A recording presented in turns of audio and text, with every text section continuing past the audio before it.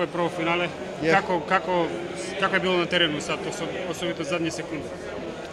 Pa iskreno, lakše je bio kraj od početka. Bar za mene.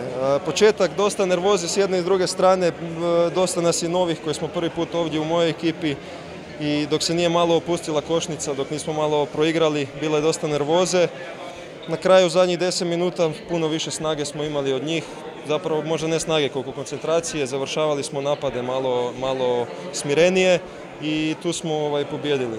Znali smo kako je s Vespremom igrati, igrali smo 2 puta ove sezone, na tuču, na fajt, obrane odlične i eto, na kraju opet smo bili sretni taj jedan gol. Možda ova pobjeda opustava sad prije sutrašnjeg finala? Pa iskreno opustiti se ne smijemo ni slaviti, nemamo ni koliko je, manje od 24 sata do samog finala.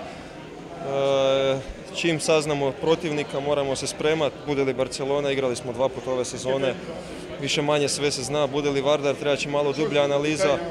Nismo se susretali s njima ove sezone, mislim da su došli u najboljoj formi na ovaj Final Four, tako da, eto, odmah mogu reći da ih i smatram favoritima današnje utakmice, ali vidjet ćemo nakon utakmice. Kako? Pa iskreno igraju isti stil rukometa, i Vardar i Barcelona, španjolski trener, vidi se potpis španjolskog rukometa, puno lepršavije, puno brži rukomet, sigurno da nešto što nam možda i ne odgovara kod obje ekipe, ali ne znam iskreno kog priželjkujemo, ali evo, kao favorita utakmice vidim Vardar. Hvala.